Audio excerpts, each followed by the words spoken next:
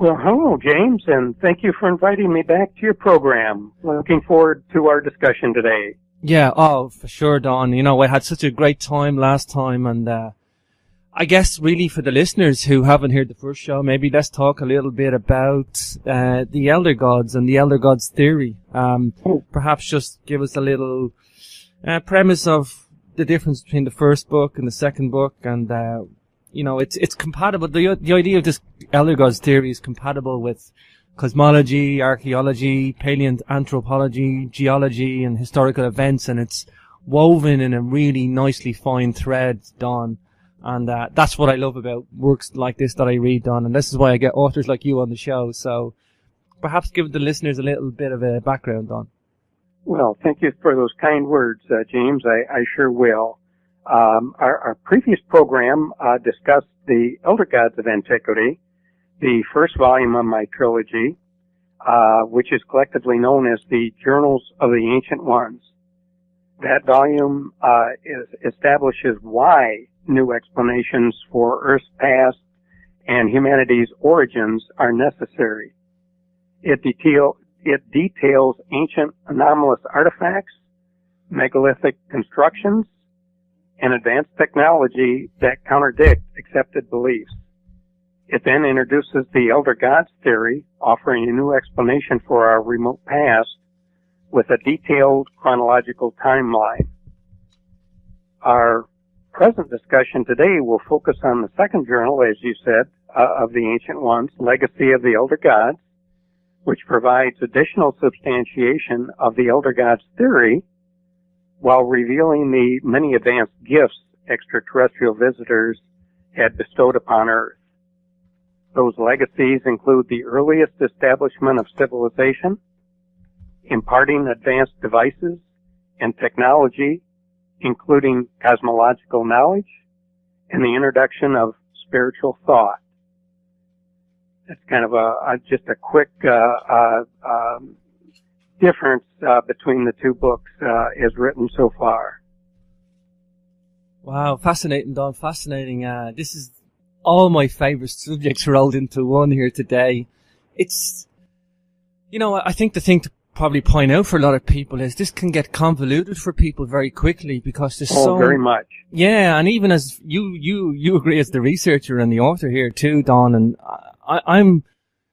I'm a megalithic guy. I look at these megalithic monuments, and I'm also an engineer, and I look at advanced technologies in ancient times, and I've wrote papers on the origins of metallurgy, and you know, for me, I have to tackle each subject on its own, but that doesn't do it any justice, Don. But what you have done is, in the Elder Gods trilogy of books, you have put these different fields of research together, and we need guys like you out there, Don, that are going to take the field of science, the field of archaeology, the field of astronomy, cosmology, and weave all these threads together and say, look, this doesn't upset anybody, that we're not upsetting the apple cart. You know, this does all gel together if you look at it in this manner, and I think that's what you've done in the book, Don. Would that be fair to say? It sure would, James, and thank you again for those kind words. Too many of the ancient astronaut theorists and so forth seem to have focused on one or two of those aspects and tried to create some semblance of continuity. And unfortunately, they're not pointing fingers or degrading any of those authors, but unfortunately, they leave tons of holes in the presentations that they're putting together. Again, it almost has to have all of the elements, all of the pieces finally fitting together to see the big picture.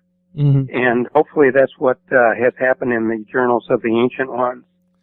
Yeah, exactly. I mean, the ancient astronaut theory, wow, it's in the last 40 years, Don, it's just exploded, you know, but I got issues with some of the ancient astronaut theorists because, like you say, Don, you know, they all want to popularize it and, you know, sex it up a little bit, and that's okay. I understand when you do that documentaries on TV that that's what you do. However, you know, I want to get to the science and I want answers and I want to see what we do know and what we've lost in the past. And I know I'm searching for answers of some sort. I'm not sure I'll find half of them, but, you know, I can still search in an academic manner. And I think that's what you do in the book, Don. And I mean, I didn't mention theology. I mean, you go into some sort of theology aspect as well. And, you know, if we just look into the past, Don, if we just look into the past with this mindset in our heads of an ancient astronaut theory, there's so many threads of evidence fit, Don. What was your, first of all, just going back to before you wrote any books, Don, what was your idea? I mean, did you just sit down and go, this is such a big subject, I'm going to have to split this up into 3 books? Or did you write the first book, then the second book, then the third book? Or how did that unfold for you, Don?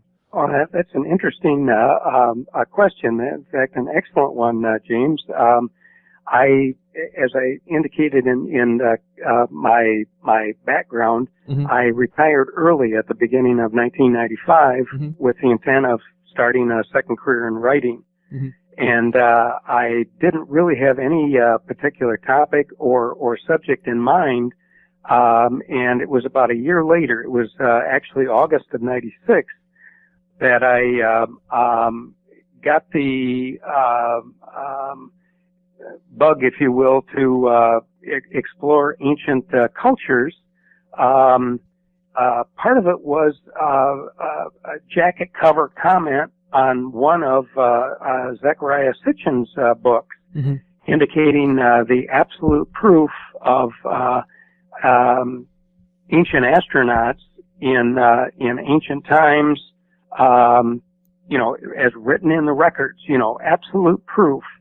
And I just couldn't buy that. I figured if, with all of the archaeological work that had been done and the translations of ancient texts in numerous different, dead languages, Mm-hmm. that, that would have been well known, widespread and so forth, James. Mm-hmm. And, so I approached the subject with a kind of actually a negative, outlook. I started off to kind of dispel that notion that any of the ancient texts actually prove the existence of extraterrestrial visitors to our planet and, you know, the ancient astronaut theory.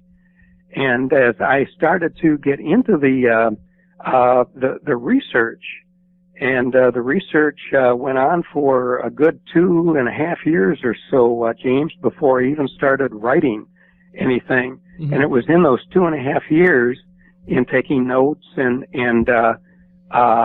stumbling across different paths to take each time, it propelled me in kind of a new direction.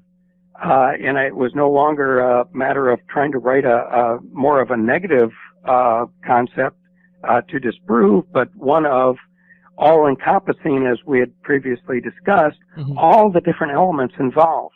Mm-hmm. And unfortunately, as I approached many of the topics, I would become I would hit a dead end, if you would, James, in as far as I could go in human lineage, as an example. And so I figured all of that knowledge has already well been put together and exposed to us, all of those experts. So I started reading those sideline disciplines, those sideline scientific facets, and I found that there is so much, there are so many holes, there are so many contradictions, there are so many unknowns in many of those disciplines and scientific fields that that required additional study on my own instead of being able to merely absorb already done factual data. It just didn't exist, James. So it ended up being more of a learning experience as much as anything, you know, in the research.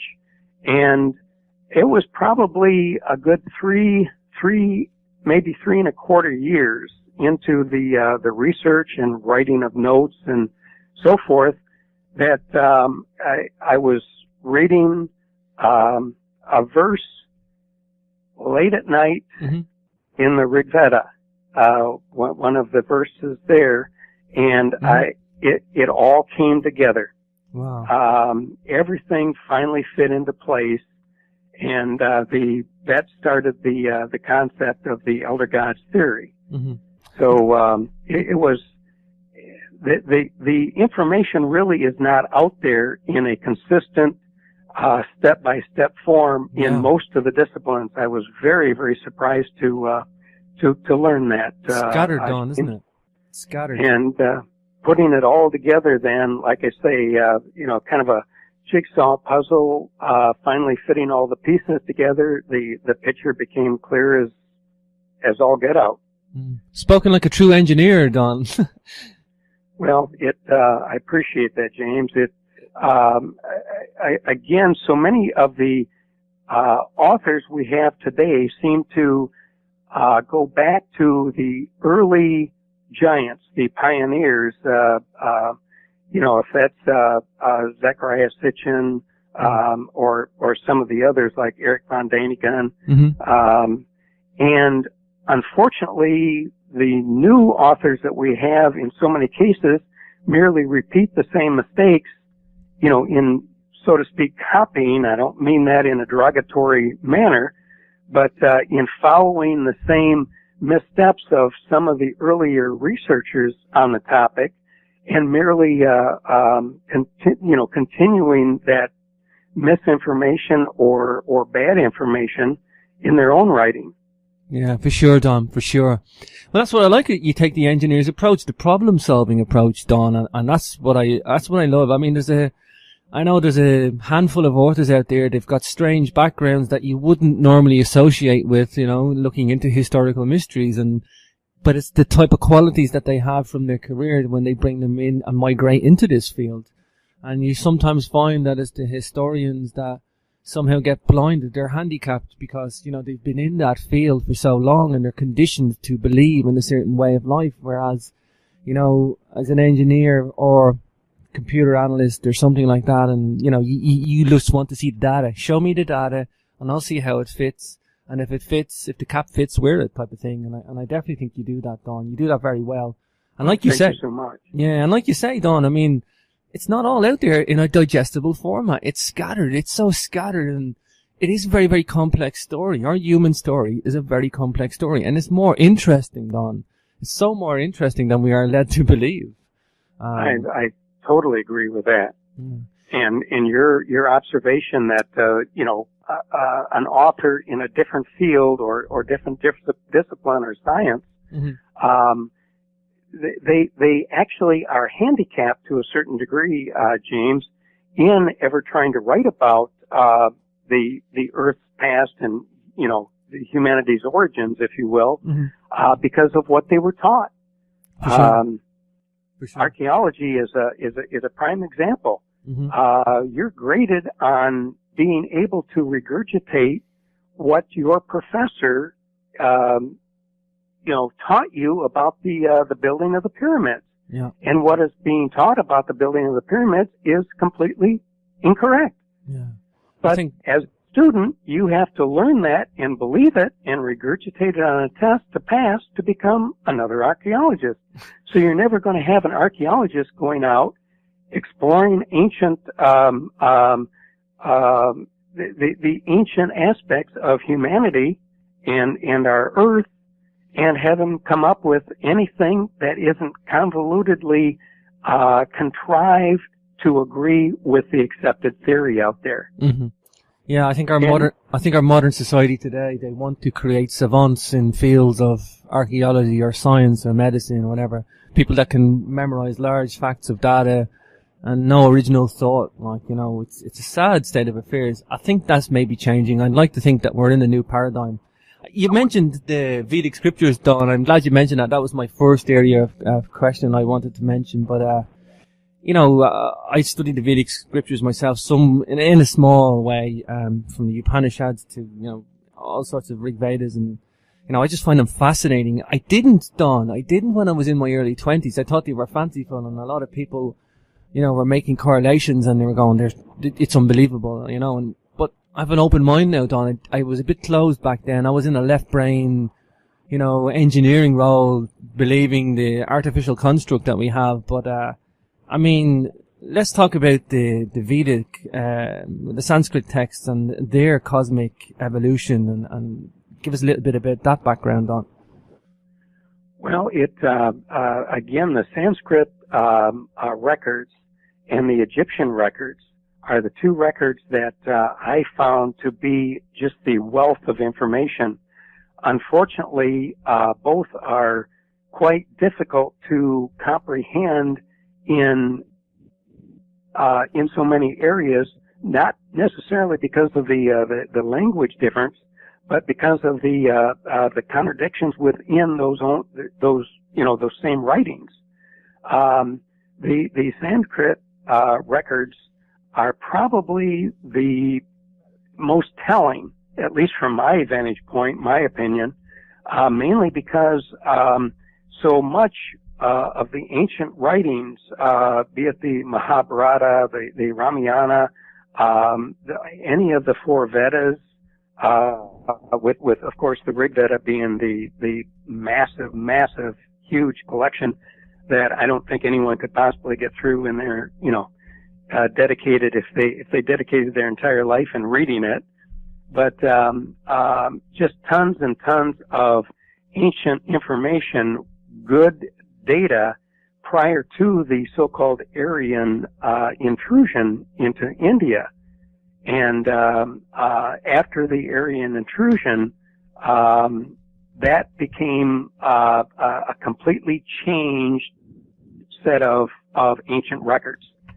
So the Sanskrit records I especially enjoy reading because of the oldest records being non-corrupted, if you will, by the outer planet, the younger gods, the outer planet human-like beings that also colonized our planet in ancient times, James. For sure.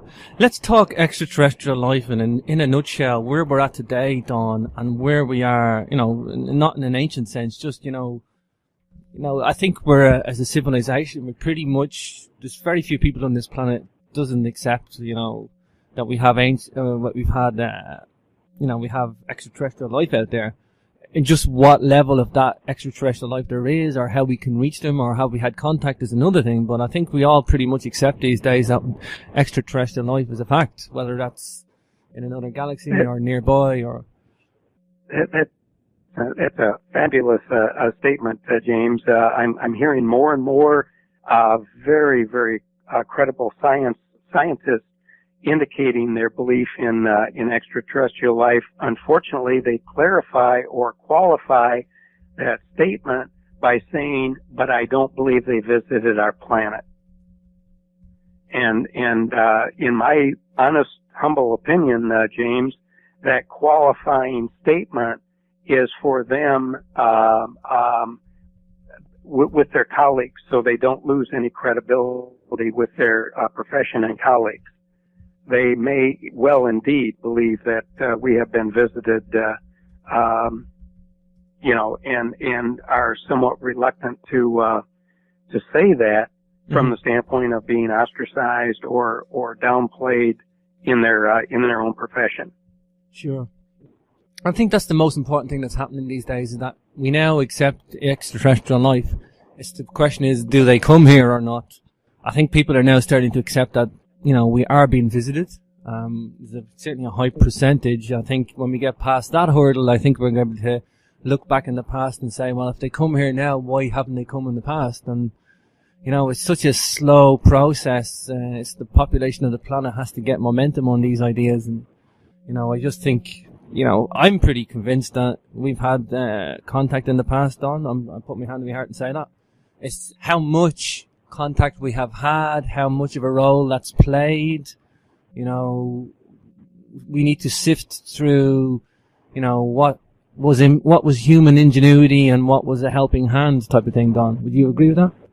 Oh, absolutely. And even if one looks at the modern UFO phenomena and we're often able, the so-called experts in the field, especially governmental agencies and so forth, that love to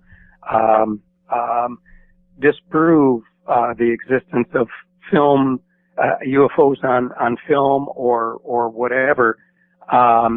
They always seem to have, out of 1,500 cases, there's always one or two cases that they simply can't explain, they cannot dismiss, they cannot dispute, and they lose credibility when it's obvious all you need is one. If there's one visitation, that is accepted as a true visitation by outside extraterrestrial life, that proves the whole concept. Yeah. You don't need 1,450 out of the 1,500 examples to be proven correct to prove the hypothesis or the theory.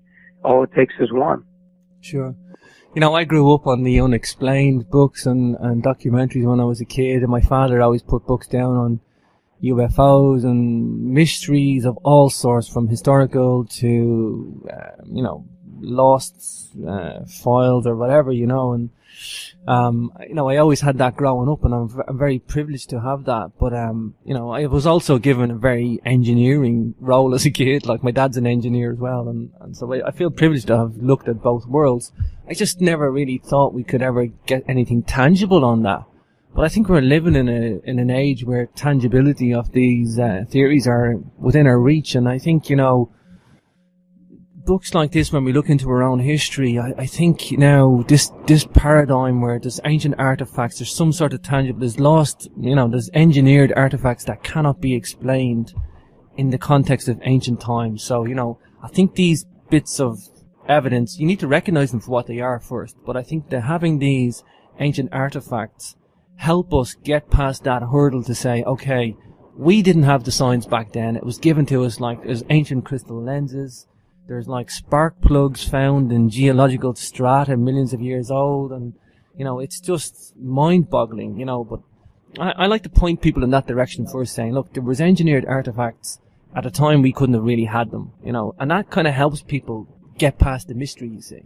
I do think we need to look and do what you did, Don, in these three books, and I think we need to look at the historical context, the theological context, and weave all these threads of evidence together to get to the answer. Now, I think the academic research needs to be looked at by everybody now. It's not something everybody can do, and it's books like this that we can, Don. I just want to say, though, you mentioned the Urantia book, Don, in the book, and I don't know many people that know about this. It seems to be this mystery book. Let's talk about the Urantia book for a minute. Do we know this? Right. Yeah, do we know the source of the Urantia book? That's part of the esoteric nature of the book, James. From memory, this is a very, very, very thick book. It's a very full book.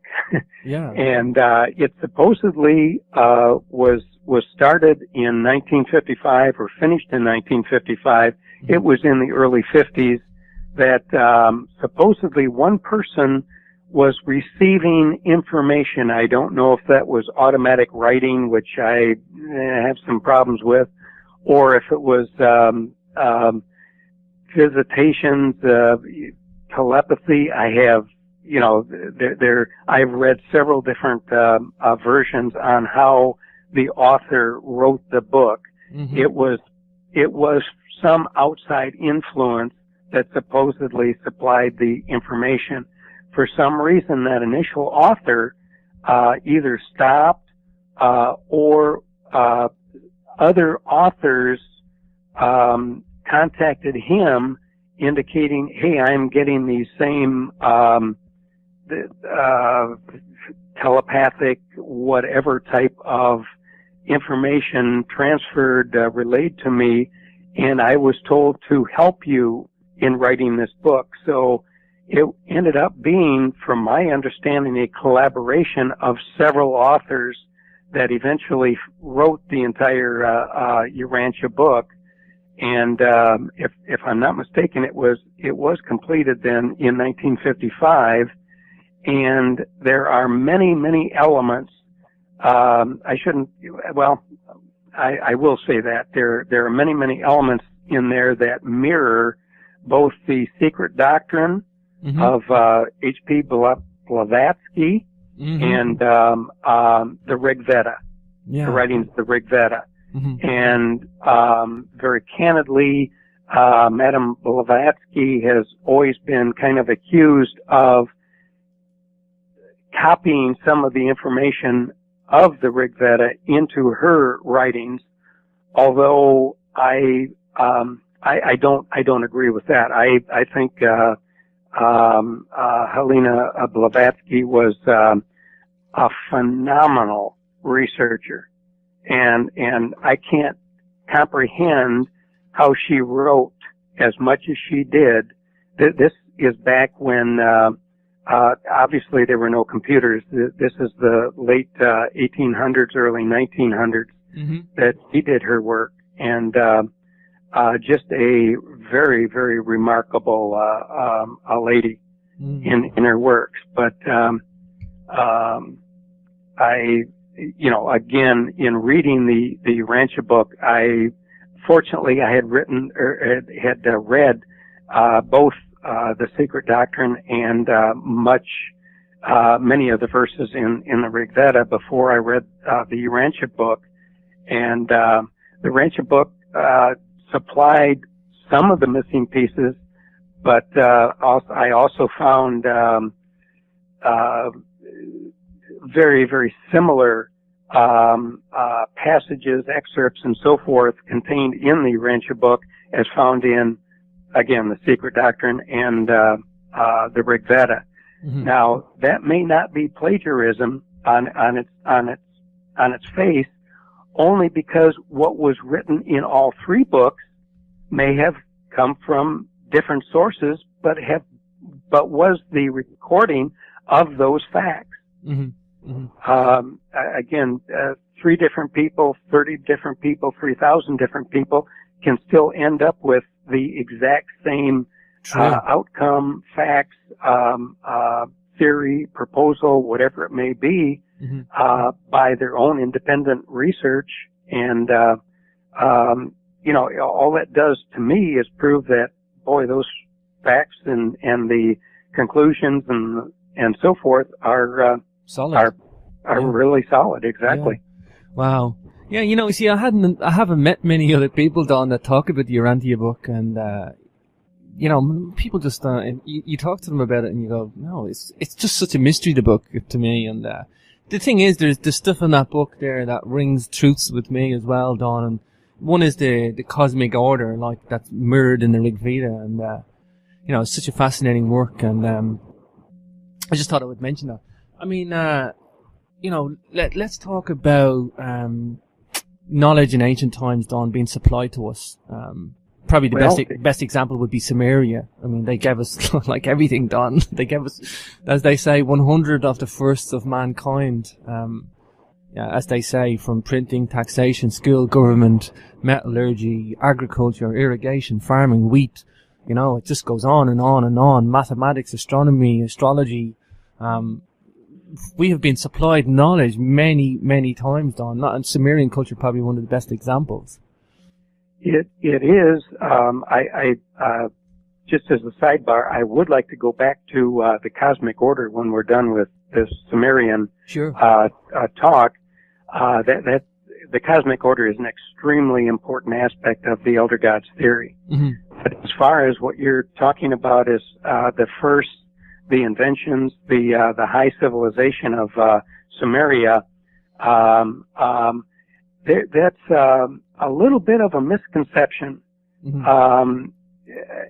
The Sumerians migrated to a settlement in Eridu and at the time Eridu was on the right at the mouth of the Persian Gulf, in the southern section of Iraq, of what is now Iraq, and back then Mesopotamia, and it was formed by 4900 BC by the ancient ones and their helpers, as another advanced civilization of their own.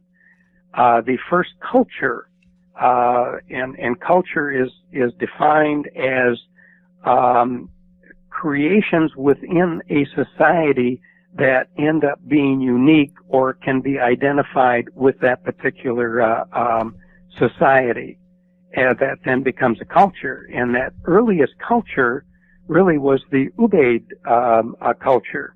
Mm-hmm. And it was the Ubaid culture that actually had a good 40% or 50%, perhaps as much as 50%, of all of those inventions. The first sailing ship was definitely Ubaid, mm-hmm. not Sumerian. Mm-hmm. And as one of the high cities in back then city-state associated with the culture that expanded outside or beyond Eridu was all Ubaid, the Ubaid culture.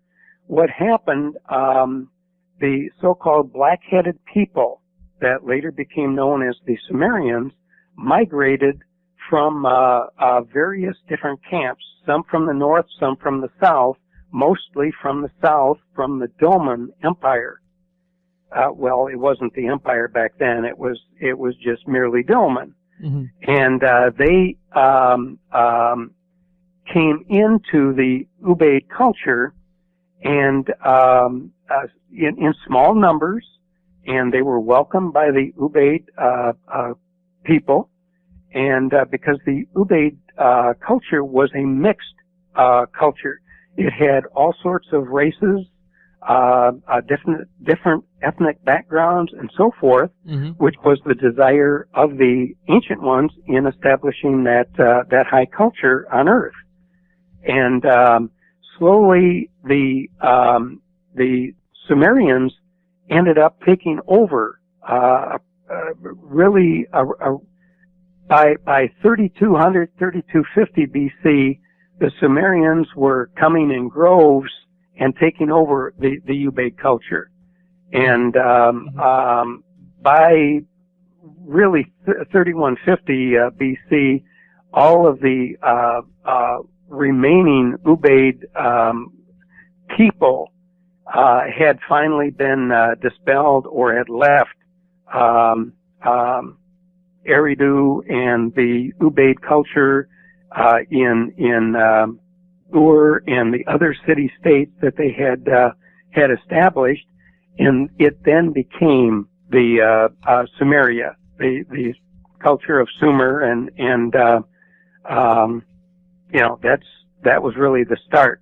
Now, granted, many of the first in the inventions, the high cultural achievements did then come from the Sumerian people, but they get credit for a lot of things that they shouldn't. Sure. Just on that note, Don, before we go back to the cosmic order, yeah, I was in the British Museum since I last spoke to you, Don, and I took some photographs of the Ubaid figurines. The eye idols? Yes, the idols. I have some high resolution photographs for you. I'm going to email them to you. Fabulous. Thank you so much, James. Yeah. I appreciate that. Yeah, it's for the listeners, the Ubaid culture is from about 5,200 to 4,200 BC. So, yeah, in a more correct sense, these were the originators of the Sumerians. But, the Sumerians get all the credit, Don. Exactly. And again, giving credit to the Sumerians, they did create a lot of firsts in innovations and inventions themselves also, but they took credit for the 40 to 50% that the earlier Ubaid culture had created. Mm-hmm. So just kind of setting the record straight there for fairness' sake is all. Sure, fascinating idols as well, Don, aren't they? Those figurines. They really are. There are so many fascinating aspects of anything ancient, in my opinion, mm-hmm. and the extremely accurate artistry be it in paintings, but mainly in sculpting. And most of the sculpting was in stone, and many of the sculptures were relief sculptures. To me, is an extremely difficult. It would make it even more difficult from an artistic standpoint to create a relief sculpture than it would be a common, ordinary, normal. I'm not an artist, as you can easily tell. Sculpture. Mm-hmm. So the attention to detail was such that the odd bone shape, as an example, in the lower legs of one relief carving it came from Persia, as a matter of fact. I can't recall the location, Mm-hmm. but it had a different bone structure than what a normal human would have. Sure. And I always, again, any of the ancient artifacts, I think, tell us just so much by scrutinizing every detail. And to me, I look at that as the possibility that this was this odd or strange bone structure that was so deliberately and artfully crafted in the sculpture may have actually represented one of the outer planet human-like colonists that later became gods on our planet that I referred to in the journals of the ancient ones. Mm-hmm.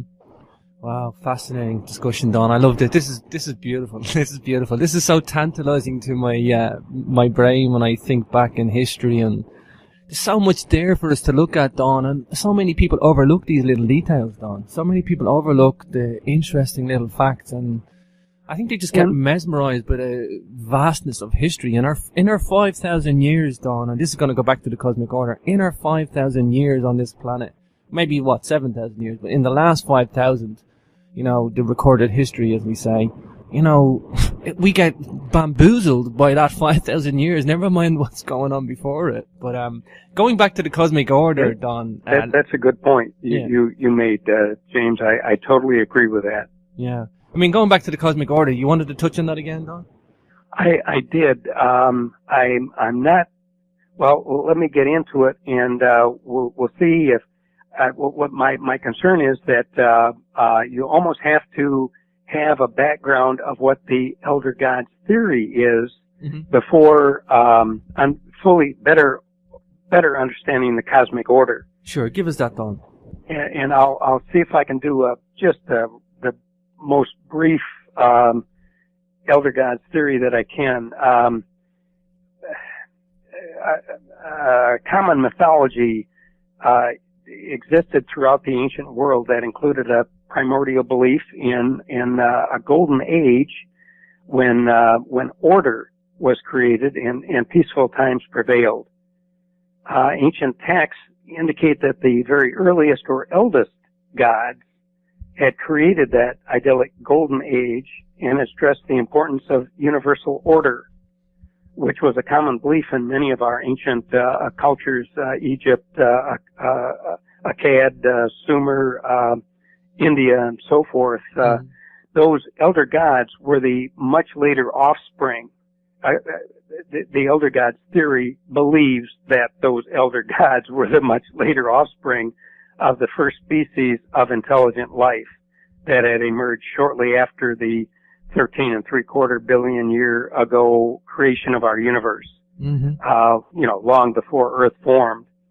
And after undergoing a very difficult start, those earliest beings eventually gained great knowledge and enlightenment and eventually met other like-minded earliest life forms elsewhere in other galaxies. And ultimately, those different species of enlightened beings formed a coalition to help younger emerging species that they encountered throughout the universe. Over time, that group of enlightened beings became known as the Ancient Ones, and then much later on Earth, that same group was also referred to as the Elder Ones, as well as also being known as the Ancient Ones. But it was that coalition that was formed by these 7 different species of first beings, the very earliest beings that survived self-destruction in our early cosmos. They became the Ancient Ones. And their coalition, their mission, all revolved around the cosmic order. Mm-hmm. And the cosmic order was both the name of the coalition formed by the Ancient Ones and also the mandate or code of conduct utilized to assist emerging races around the universe. And it essentially evolved as a result of the spiritual enlightenment attained by the surviving first being species, the Ancient Ones that overcame their own self-destructive behavior during that early formation in the universe. And initially it was an attempt by the Ancient Ones to break that repetitive cycle of chaos and destruction that actually threatened the early universe from all of the indications stated in the ancient text that I've read. And that was by guiding other races past their innate self-destructive nature. And then only later did it become a way to manage the development of each infant race that the Ancient Ones might encounter during their cosmic travels. And that was accomplished by educating an emerging planet's populace and controlling what was taught, resulting in measured progress through regulated growth. Hence, all advancements in that particular emerging culture would depend on the achieved morality and maturity of, that culture's morals and values. And this order, this help offered to emerging races was not merely an altruistic act carried out by the Ancient Ones. It was also an act of self-preservation. If the Ancient Ones were successful in their efforts to thwart that innate trait of self-destructive behavior that seems to be inherent in all infant races, including ours, then their own existence and longevity could also be assured. In essence, the cosmic order acted as a safeguard also.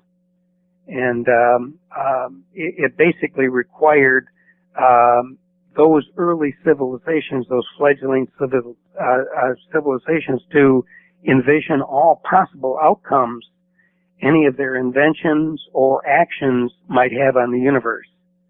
And now we come back it was to keep a lid on any self-destructive behavior. And a more long-term goal of the cosmic order was to prepare each nurtured world for later cosmic unity. Since each culture was raised with a common background, or would have been raised with a common background, derived from a universal upbringing by this common source or this common cosmic order, if you will. And that would allow universal trade practices, familiarity with extraterrestrial life forms, common laws and practices, similar spiritual beliefs and thoughts, and other similar commonalities. And hence, as a culture grew up and an alien life form visited them, it wouldn't be shocking. Of course we know you're out there. We were taught that by the Ancient Ones, and it was part of their plan so that we would all be universal in our upbringing and thoughts and so forth. And what we have on our planet, we can trade for things that we don't have, but your planet has. And it would just be a very, very harmonious universe that would be eventually created. So it was a very long-ranged as well as immediate a goal and mission that the ancient ones set out to help all of the cosmos, if you will. It Wow. This cosmic order shows up in I guess I previously had mentioned that Egypt and India and so forth believed in this cosmic order. Most anthropologists even have noted a metaphysical spirit as an underlying element within humanity's most ancient beliefs. One that included a superior order to which all matter in the universe is subjected, and that cosmic order was also known as the Great Order or the Universal Reality. And again, it was known by different names within each separate culture. In Sumer and Akkad, it was known as the Mes, M-E. And the Mes were the divine laws that governed the universe. Ancient Persia, their mythology stressed that all deeds were to be done in accordance with a righteous order, referring to a belief called Pyri, which designated a way of life that was in harmony with the cosmos. The Hindus, the ancient Indians, knew the cosmic order as Rita, R-T-A, as referenced in the Rig Veda that we mentioned earlier. A divine law and order was evident with the earliest text of Egypt and was identified in their coffin text as Mat. And Mat regulated all the cosmic, political, and social laws within the universe according to the ancient Egyptians. Even Native Americans, the Pueblo Indians in particular, with the Hopi religion, an integral part of their sacred Mandiko, I believe that's a correct pronunciation, Mandiko, which was their law of laws, and it was perhaps their understanding or version of the cosmic order rules and mandates. It professed three dominant factors that consisted of respect, harmony, and love, and that was supposed to unify and permeate everything throughout life. So there's much substantiation in vastly different and diverse ancient cultures that there was a common belief among all of these different, diverse, widely scattered cultures in an ancient cosmic order. Wow. Wow, fascinating, Don, fascinating. You know, I get it, you know, when you're talking about this altruistic intent and self-preservation of the ancient ones, that originally that was the intent. I think, well, we're going to get into this a little bit later, I think there's been a lot of that demonized, that, you know, these guys had ill intent, you know, and that's more of a modern perspective looking back on the ancient ones. I think there was, you know, if anybody's going to come and kickstart life in this part of the cosmos or galaxy or solar system, you know, I think they had good intent, Don. I mean, they've been demonized for doing that. But we'll get into that a little bit later. I mean, just in terms of these first beings, Don, I mean, we're talking eons ago. We're not talking, I mean, a lot of the ancient astronaut theorists will talk about 5,000 years ago, you know, 7,000 years ago. I think we've been visited millions and millions of years ago, many, many times, Don. I mean, maybe, you know, seeded eons ago, evolution take place, then seeded again. I mean, perhaps when the dinosaurs got wiped out with the meteorite in the Yucatan Peninsula, you know, maybe that was, the planet was sterilized, and maybe the first beings turned around and said, okay, well, let's restart it with something else, like, you know, and maybe that was us, you know. Do you maybe go with that, Don? James, that is exactly my thought, and actually my conviction. I'll take it beyond thought. there is no question in my mind that with the known extinctions that our planet has undergone in vastly remote past times, that we shouldn't have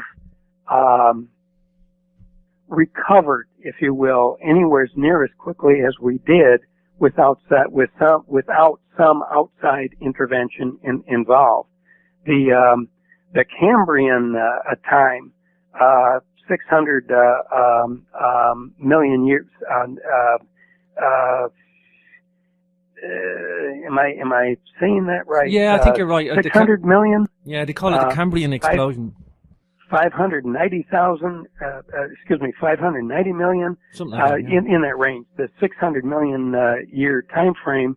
We had the Cambrian, as you said, explosion, and there has never been on our planet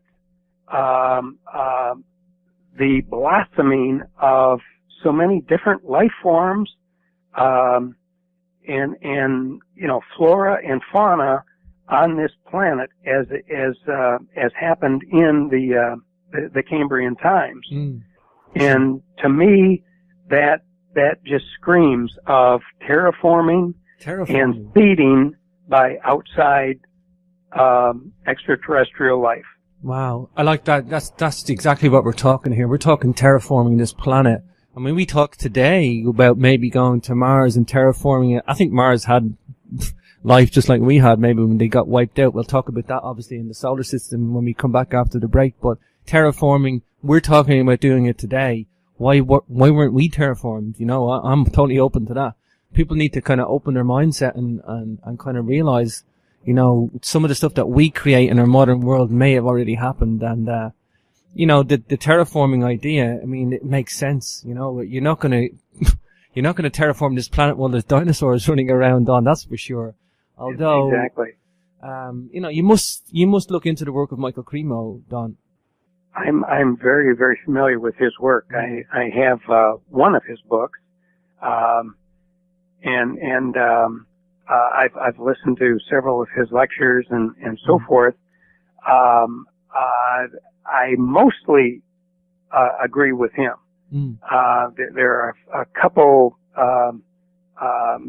points where I probably would diverge a little bit, but he's done excellent work, he and his partner. Yeah, like you on the show. So perhaps give the listeners a little bit of a background on. Well, thank you for those kind words, James. I sure will. Our previous program discussed the Elder Gods of Antiquity, the first volume of my trilogy, which is collectively known as the Journals of the Ancient Ones.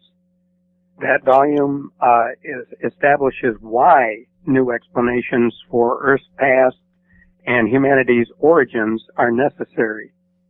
It details ancient anomalous artifacts, megalithic constructions, and advanced technology that contradict accepted beliefs. It then introduces the Elder Gods theory, offering a new explanation for our remote past with a detailed chronological timeline. Our present discussion today will focus on the second journal, as you said, of the Ancient Ones, Legacy of the Elder Gods, which provides additional substantiation of the Elder Gods theory while revealing the many advanced gifts extraterrestrial visitors had bestowed upon Earth. Those legacies include the earliest establishment of civilization, imparting advanced devices and technology, including cosmological knowledge, and the introduction of spiritual thought. That's kind of just a quick difference between the two books as written so far. Wow, fascinating, Don. Fascinating. This is all my favorite subjects rolled into one here today. It's, I think the thing to probably point out for a lot of people is this can get convoluted for people very quickly because there's so very much. Yeah, and even as you agree as the researcher and the author here too, Don, and I'm a megalithic guy. I look at these megalithic monuments, and I'm also an engineer, and I look at advanced technologies in ancient times, and I've wrote papers on the origins of metallurgy, and, you know, for me, I have to tackle each subject on its own, but that doesn't do it any justice, Don. But what you have done is, in the Elder Gods trilogy of books, you have put these different fields of research together, and we need guys like you out there, Don, that are going to take the field of science, the field of archaeology, the field of astronomy, cosmology, and weave all these threads together and say, look, this doesn't upset anybody. That we're not upsetting the apple cart. You know, this does all gel together if you look at it in this manner, and I think that's what you've done in the book, Don. Would that be fair to say? It sure would, James, and thank you again for those kind words. Too many of the ancient astronaut theorists and so forth seem to have focused on one or two of those aspects and tried to create some semblance of continuity. And unfortunately, they're not pointing fingers or degrading any of those authors, but unfortunately, they leave tons of holes in the presentations that they're putting together. Again, it almost has to have all of the elements, all of the pieces finally fitting together to see the big picture. And hopefully that's what has happened in the journals of the ancient ones. Yeah, exactly. I mean, the ancient astronaut theory, wow, it's in the last 40 years, Don, it's just exploded, you know, but I got issues with some of the ancient astronaut theorists because, like you say, Don, you know, they all want to popularize it and, you know, sex it up a little bit, and that's okay. I understand when you do that documentaries on TV that's what you do. However, you know, I want to get to the science and I want answers and I want to see what we do know and what we've lost in the past, and I know I'm searching for answers of some sort. I'm not sure I'll find half of them, but, you know, I can still search in an academic manner, and I think that's what you do in the book, Don. And I mean, I didn't mention theology. I mean, you go into some sort of theology aspect as well. And, you know, if we just look into the past, Don, if we just look into the past with this mindset in our heads of an ancient astronaut theory, there's so many threads of evidence fit, Don. What was your, first of all, just going back to before you wrote any books, Don, what was your idea? I mean, did you just sit down and go, this is such a big subject, I'm going to have to split this up into 3 books, or did you write the first book, then the second book, then the third book, or how did that unfold for you, Don? Oh, that's an interesting question. In fact, an excellent one, James. As I indicated in my background, I retired early at the beginning of 1995.